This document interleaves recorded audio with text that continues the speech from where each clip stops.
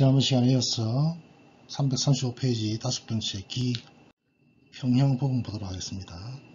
교과서 335페이지 제일 아래쪽에 평형, 하나의 균형 상태, 그 다음에 특수 감각에는 두 가지 구성요소, 움직임, 그 다음에 직립 위치, 이렇게 나누고 있네요. 다음 페이지요. 뇌로부터 오는 감각 정보와 그리고 관절과 근육의 고유 감각 수용체로부터 오는 감각 정보는 서로에 대해서 그리고 환경에 대해서 다른 움직임 위치를 뇌로 알려주기 위한 방법이죠. 두 번째 패러그래프. 평형 감각은 체액으로 채워진 전정기관 안쪽의 털세포, 그 다음에 뇌의 반고리관에 의해서 중재된다. 이러한 비신경성 수용기들은 회전 가속, 그리고 수직 가속, 수평 가속에게 반응을 하고요. 털세포는 마치 달팽이관의 털세포처럼 기능을 하지만 음파가 아닌 중력과 과속에 의해서 부동섬유를 움직이는 이러한 차이점이 있고, 전정기의 털세포는 섬모다발의 한쪽 편에 위치하는 하나의 긴 운동섬모를 가지고 있고, 이것은 구부러지는 방향에 대한 기준점을 만들어내네요. 자, 부동섬모, 이것이 구부러지게 되면은 역시 팁 링크라고 하는 단백질 다리가 이온 채널을 열고 닫게 하네요. 한 방향 운동으로 의해서 털세포는 탈분급, 반대에 의해서는 과분급되는 것은 달팽이 관에서 나타나는 털세포의 것과 유사하다, 이렇게 되어 있네요. 지금 보고 계시는 것들 그림을 한번 보면서 조금 전에 언급했던 내용들을 총괄적으로 보도록 하겠습니다. 자, 거기 보게 되면 이제 반고리관 모양이 나와 있고요. 반고리관을 또 확대해서 보여준 것이 그 그림이 나와 있죠. 그 다음에 팽대능 부분, 그 다음에 평행반 부분, 이렇게 각각 나누어져 있습니다. 자, 평대능 같은 거 보니까 거기에 또 털세포가 모식적으로 나와 있는 모습을 볼 수가 있습니다. 그리고 평형반 같은 경우에도 역시 아래쪽에 털세포. 자, 거기는 보니까 이석, 중력의 반응, 이석이라는 단어가 있습니다. 그것에 의해서 그 그림에 있는 것처럼 고개가 앞뒤로 젖혀질 때 중력에 따라서 부동섬모가 어떻게 움직이는지를 보여주고 있고, 그 다음에 B 그림에서 팽대능 같은 경우에는 역시 마찬가지로 이게 오른쪽으로 움직이느냐 왼쪽으로 움직이느냐에 따라 가지고 털세포 위치가 달라지는 모습을 볼 수 있습니다. 여기서 내용 보도록 합니다. 5-1.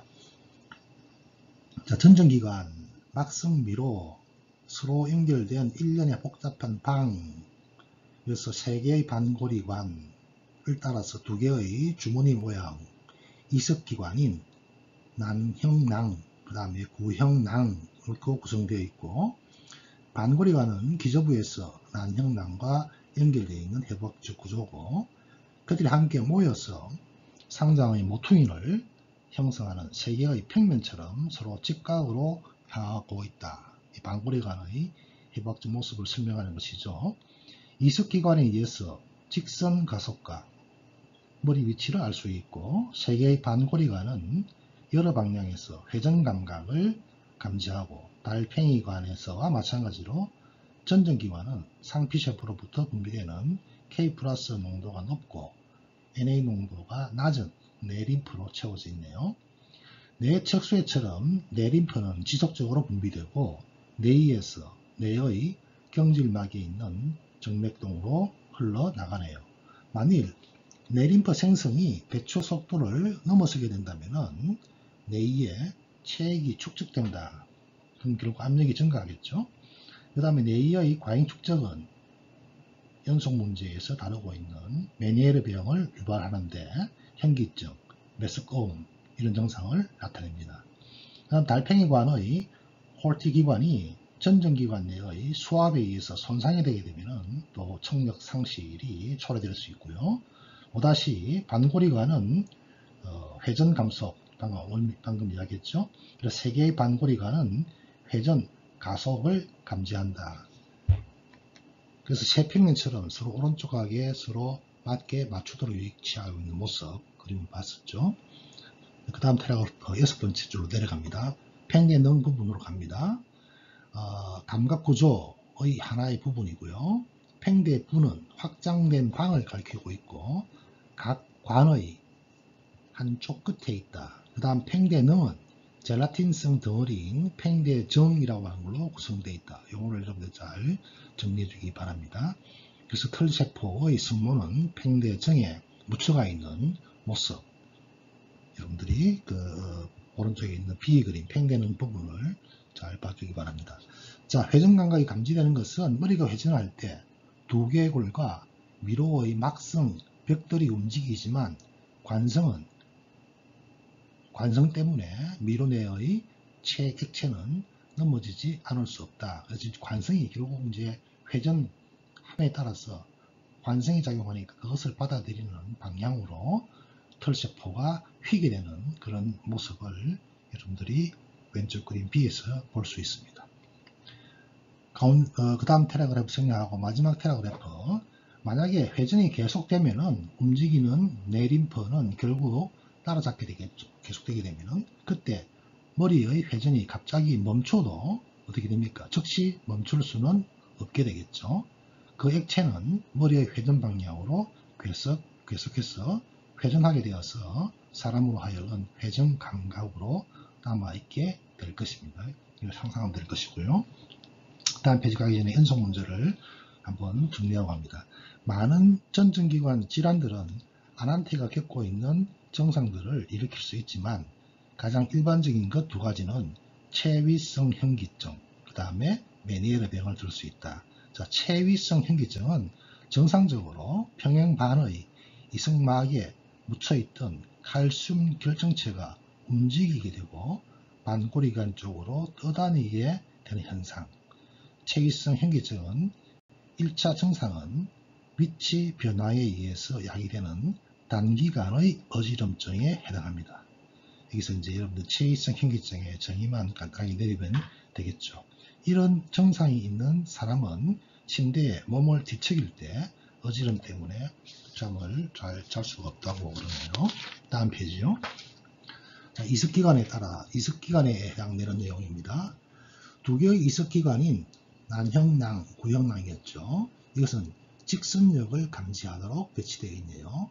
평형반이라고 하는 그것들의 감각 구조물들은 털세포, 이성막으로 알려져 있는 젤라틴성 덩어리, 그리고 이석이라고 하는 탄산칼슘과 단백질 입자로 구성이 되어 있습니다. 털세포 승모는 이석막에 묻혀 있으며 이석은 막 표면에 있는 기질 단백질과 서로 결합하고 있는 모습, 지금 보고 계시는 그림, C 그림을 생각하면 될 것입니다. 만일 중력이나 가속이 이석을 앞뒤 미끄러지게 한다면 젤라틴성 이석막은 그들과 함께 미끄러져서 털세포의 성모를 휘게 할 것이고 신호를 일으키게 할 것입니다. 예를 들어서 부분 읽어보기 바라고요. 그 다음에 난형낭의 평형반은 직선 가속 또는 머리 기울기뿐만 아니라 감속을 감지하기도 합니다. 반대로 구형낭의 평형반은 머리가 바로 선 상태일 때 수직으로 향해 있으며 엘리베이터에서 아래 위로 떨어지는 것, 여러분 그럴 때 뭔가 느끼죠? 그런 것에 민감합니다. 그 다음에 뇌는 탈분극되고 과분극된 털세포들의 양상을 분석하여서 머리의 위치, 운동의 방향을 느낄 수 있게 되는 것입니다. 5-4 평형 경로는 주로 손해에서 이루어진다. 이건 여러분들이 이미 잘 알고 있는 내용들이고요. 달팽이관의 털세포처럼 전정기의 털세포들은 긴장성으로 활성적이며 신경 전달 물질은 전정신경 8번이죠. 의 1차 감각 뉴런으로 방출이 되겠고요. 그러한 감각 뉴런들은 연수의 전정신경핵에서 시냅스를 형성하거나 혹은 시냅스를 형성하지 않고 손해로 바로 가기도 한다. 그래서 밑에 있는 그림 10-23을 참고해 주기 바랍니다. 척부 경로는 연수에서 손해로 가거나 망상체 구소와 시상을 통하여서 위로 향하게 된다. 즉 어떤 경우에는 시냅스를 형성하거나 어떤 경우에는 시냅스를 형성하지 않고 곧바로 갈 수가 있다. 자, 연수로부터 대뇌 피질로 가는 미약하게 발견된 경로도 또 다른 경로를 의미하는 거죠. 있지만 평행에 대한 대부분의 통합은 손해에서 나타난다. 전정 신경회로부터 오는 하행로는 눈의 움직임과 관련된 특정 운동 뉴런으로 간다까지 정리를 하겠습니다. 자, 6번째요. 눈과 시각. 자, 눈은 우리가 카메라에 많이 비유를 하고 있습니다. 수정체, 동공, 그 다음 빛을 모으고 그것을 변환시키고 하는 이런 과정을 거치고 있고, 그것을 아래처럼 세 개의 단계로서 나눌 수가 있죠. 1번, 2번, 3번 그렇게 나눌 수가 있고요. 그 다음에 두개골은 눈을 보호한다. 그 옆에 있는 그림 10-24를 보게 되면은 눈의 구조와 눈물샘부터 해서 몇몇 그 부분들을 보여주고 있습니다. 해부학적 내용들은 생략하고요. 오른쪽 페이지 339페이지 맨 위에 그 세 번째 줄에 보니까 3번, 4번, 6번 3, 4, 6 내신경이 관여하고 있고, 그 다음 눈 위아래 눈꺼풀, 그 다음에 눈물샘 이런 것들도 지금 언급하고 있네요. 그 다음에 눈물의 분비, 자 이것은 7번 내신경으로부터는 교감신경의 뉴런에 의해서 자극이 된다. 그 다음에 동공, 빛이 눈의 내부로 지나가는 구멍이죠. 그래서 동공의 크기는 평활근에 있는 동공 근육의 수축과 이완에 따라서 결정이 되겠고, 자 동공은 홍채라고 알려진 색소의 유색 고리 안에 검은 점으로 보이게 되겠고, 홍채의 색소와 다른 성분들이 이제 눈의 색깔을 결정하는 것을 알고 있고요. 자, 눈 자체는 하나의 수정체에 의해서 분리되는 두 개의 구획으로 나누어지는 속이 빈 구에 해당하겠죠. 그 다음 구, 수정체, 모양 소대라고 불리는 인대에 의해서 이것들이 매달려 있는 그런 모습들을 다음 페이지 그림에서 우리가 볼 수가 있습니다. 다음 페이지 그림 보게 되면은 위에서 본 눈 위치, 그 다음 B, 시각에 대한 신경 경로, 측면에서 본 것이고요. 그 다음에 측부 경로, 자 여기 보니까 교차하는 부분이 있고 교차하지 않는 부분이 있죠. 시신경 교차가 되는 부분이 있고 되기도 하고 안 되기도 하고, 그 다음에 그것들이 이제 대뇌 피질로 연결되는 그림을 보여주고 있습니다. 다시 교과서 내용으로 돌아왔어요. 자, 모양 소대라고 부리는 인대에 의해서 매달려 있다 그랬어요. 이것은 빛을 모으는 투명한 원반이 되겠고요. 자, 수정체 안에 있는 전방은 안방수로 차 있고요. 이 안방수는 수정체를 지지하는 섬모 상피에 의해서 분비되는 저단백질 혈장과 유사한 체액에 해당하는 것입니다. 그 다음 수정체 뒤에 있는 훨씬 큰 방, 유리체 방, 대부분 유리체로 채워져 있고요. 유리체는 투명하며 젤라틴 기질로 안구의 형태를 유지하도록 도와주고 있네요. 안구의 바깥 벽, 이제 우리가 공막이라 그러죠. 이것은 결합 조직으로 구성되어 있다 까지요. 그 다음 오른쪽 페이지요. 자, 빛은 각막을 통해서 눈으로 들어오겠죠. 코니아를 통해서. 이 각막은 공막의 연속인 앞쪽 표면에 놓인 투명한 원반 조직입니다.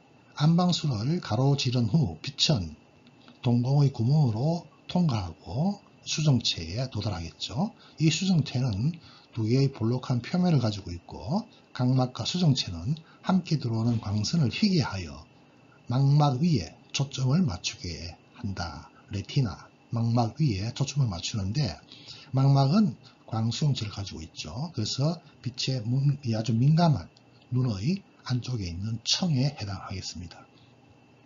우리가 금안경으로 눈의 동공을 통해서 보았을 때 망막은 시신경 원반인 한 지점으로부터 사방으로 뻗어나가 있는 그런 모습을 보여주고 있습니다. 지금 보고 계시는 거기는 그림 25-B에 해당하는 내용인데, 다음 페이지에 있는 그림 여러분들이 참고해서 봐주기 바랍니다. 시신경 원반은 시각 경로의 뉴런들이 시신경, 자 이건 2번 내신경이네요. 이것을 형성하고 눈을 빠져나가는 부위에 해당합니다. 시신경 원반의 측면에는 와라고 하는 작고 검은 점이 있는데 이것을 와와 이것을 둘러싸고 있는 부분, 우리가 황반 변성이라는 말 많이 들어봤죠. 이게 바로 황반이라 그러고 이것이 가장 예민한 시각을 갖는 망막 영역에 해당합니다. 이 황반이 조금만 이상 있으면 우리가 그래서 시력이 상실되는 현상을 볼 수 있는 것입니다. 눈에 대한 신경노들은 그림 10-26 지금 보고 있는 이 그림이 C에 해당하는 부분들입니다. 오른쪽 아래에 해당하는 부분. 예. 자, 각각의 눈으로부터 시신경은 뇌의 시신경 교차로 가고 이곳에서 그 섬유들의 일부 한쪽은 바로 가고 한쪽은 교체되죠. 자, 시상의 측면 설상체에서 시냅스를 또 이루게 되겠고 그 경로의 시각 뉴런은 후두엽에 있는 시각 피질로 맨 마지막으로 연결되겠죠. 척부 경로는 시상에서 중뇌로 가며 중뇌에서 동공의 지름을 조절하는 원심성 뉴런과 시냅스를 형성하는 그 그림도 여러분들이 거기서 확인할 수 있습니다. 다음 장 가기 전에 위에 있는 녹내장, 녹내장 많이 들어봤던 부분들인데요. 녹내장 한번 보도록 하겠습니다. 자, 시신경의 퇴행을 특징을 하는 안구질환입니다. 실명의 첫 번째 원인이고요. 자, 녹내장과 안구내압의 증가를 연관시키지만 과학자들은 안구내압의 증가는 그 질환의 한 가지 위험인자뿐이다. 그럼 다른 위험인자가 많다는 거죠. 녹내장을 갖고 있는 많은 사람들은 정상적인 안구내압을 가지고 있습니다. 그 다음에 증가된 내압을 가지고 있는 사람들 모두 녹내장으로 발전을 하지 않는다는 것이 바로 이 사실을 뒷받침해 주는 거죠. 안구내압이 증가된 대부분의 경우에 수정체에 가까운 성모 상피에서 분비되는 과잉의 안방수와 연관이 있는데요. 정상적으로 그 체액은 눈의 전안방에 있는 슐렌관이라고 하는 것을 통해서 배출되는데 만일 배출이 막히게 되면 안방수가 축적되어서 눈의 안쪽에 압력이 상승하게 되겠죠.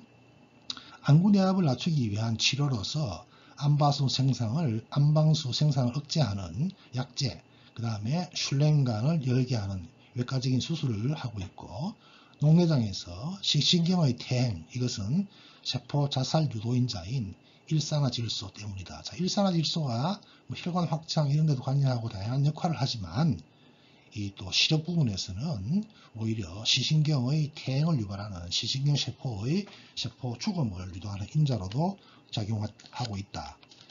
내압도 중요하지만은 이런 과도한 NO의 생성도 막아야 된다라고 하는 것을 의미해주는 내용이 되겠습니다. 다음 페이지요. 다음 페이지 보게 되면은 빛은 동공을 통해서 눈으로 들어간다. 이거는 그림 10-26을 통해서 우리가 이 그림을 생각하면 되겠고 바로 위에 있는 그림 눈 시간 날 때 여러분들 각각 부위 한 번 더 봐주기 바랍니다. 여기 보니까 와 부분도 보이고요. 시신경이 어떻게 연결되어 있는지 그림에서 상세히 여러분들이 알 수 있습니다. 그 다음 오른쪽 페이지 6-3 수정체는 망막 위에 빛을 모은다. 자, 그림 10-27을 보도록 하겠습니다. 다음 페이지요. 그림 10-27 보게 되면은 눈의 광학이라 되어 있는데 먼저 맨 위에 있는 그림을 한번 보도록 하겠습니다. 곡면 표면을 통하여서 지나가는 빛은 당연히 굴절하겠죠. 그래서 우리가 오렌지 같은 경우, 블루렌즈 같은 경우에는 반대로 작용하는 그림을 보여주고 있고요. 이 그림을 보여주는 이유는 바로 이것들이 이제 눈에서 똑같이 이런 현상이 나타나기 때문이죠. 가운데 그림 보니까 선명한 시각을 위해서 초점은 망막에 있어야 한다. 밑에 그림 C를 봅시다. 평형 광선은 납작한 수정체를 통하여서 지나가고 이것이 이제 볼로렌즈처럼 해당하는 것이죠. 초점이 바로 망막에 매치게 돼야 된다는 것을 그 그림을 통해서 설명하고 있고요. 다음 D는 가까운 물체에 대해서 광선은 더 이상 평행이 아니고 가까우게 있으니까 평행으로 올 수가 없죠. 수정체와 그것의 초점 길이는 변하지 않았지만 광선이 망막에 초점을 맞추지 못하기 때문에 물체는 초점에 맞아서 보이지 않게 되는 현상들이죠. 즉 다시 말해서 뒤쪽에서 상이 잡히는 경우가 될 것입니다. 그 다음에 물체가 보다 가깝게 이동함에 따라서 그것을 초점에 맞추게 되면 어떻게 됩니까? 수정체가 더욱더 두께가 두꺼워져야 되겠죠. 그래서 초점을 앞으로 당겨야 된다는 이야기가 되겠고요. 그 다음에 수정체 모양의 변화는 이것을 조절한 것이 모양체근이라고 하는 것에 의해서 조절되고 있고요. 자, A 위에 있는 F, G, H 그림을 보게 되면은 그 위에 있는 모양체근의 수축과 이완에 따라서 수정체의 두께가 달라짐을 볼 수가 있습니다. 그 다음에 오른쪽으로 와서 그림 연결해서 보도록 합니다. 자, 일반적인 시각 현상은 외부 렌즈로 규정될 수 있다. 우리가 원시 혹은 근시 이렇게 크게 나누죠. 자, 원시는 초점이 망막 뒤에 떨어질 때, 근시는 더 가깝게, 더 앞에 떨어질 때 이 말이 되겠죠. 그렇게 되니까 뒤에 끝은 뭘로 조절합니까? 볼록 렌즈로 조절하고 앞에 끝은 오목 렌즈로 조절하면 된다는 간단한 원리를 설명을 해주고 있습니다. 343페이지 오른쪽 페이지 두 번째 테레그래퍼. 자, 광선이 볼록 렌즈를 통과하여서 하나의 점으로 초점 그렇게 이야기하고 있고, 렌즈의 중심에서 그것의 초점까지의 거리, 초점 길이, 이 초점 길이의 변화는 결국은 렌즈, 수정체의 두께에 의해서 의존적이 되겠죠.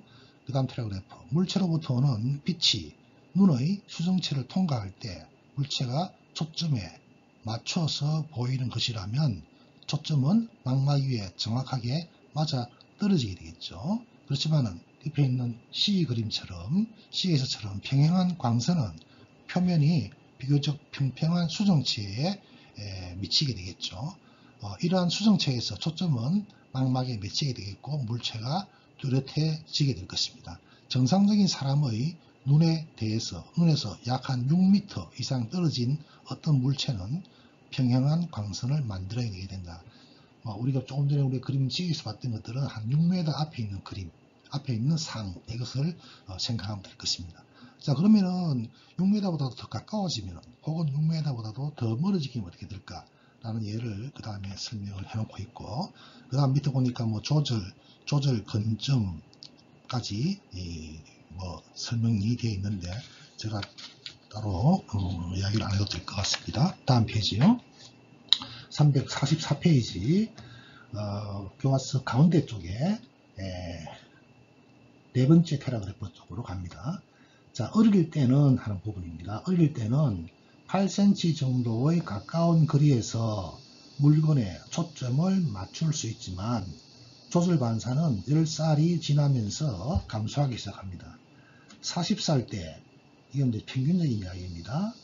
조절이 단지 10살 때의 약 절반밖에 되지 않고, 그 다음에 60살이 되게 되면 수정체가 탄생을 잃기 때문에 대부분의 사람들은 반사 능력을 완전하게 잃게 된다. 이러한 조절이 소실되는 거, 이 바로 노안이죠. 보통 이제 정상적인 사람이라면은 40대에 접어들면서 생기기 시작하게 되겠고, 특히 젊은 시절에 눈이 좋았던 사람들은 노안이 급격하게 어느 일정한 나이대가 되면 급격하게 오는 것이 일반적인 현상입니다. 자, 또 다른 두 가지 일반적인 시력의 문제는 근시, 원시.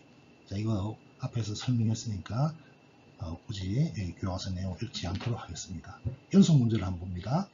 이비인후과 의사는 아난트가 전정기관과 달팽이 관 내에 있는 과잉의 뇌림프로 야기되는 메니에르 병을 앓고 있다고 의심을 했다. 간단한 식이요법 변화를 시작으로 많은 치료 방법들이 있다. 지금 의사는 아난테가 소금 섭취를 제한하고 신장에서 과잉의 체액을 제거하는 이뇨제를 복용할 것을 제한하고 있다. 왜 그럴까? 자, 메니에르 병을 치료할 때 소금의 섭취를 제한하는 이유. 결국 이것도 뭐예요? 소금이라는 건 항상 물과 같이 움직이죠.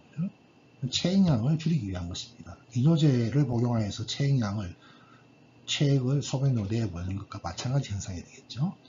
교과서 6-4로 넘어갑니다.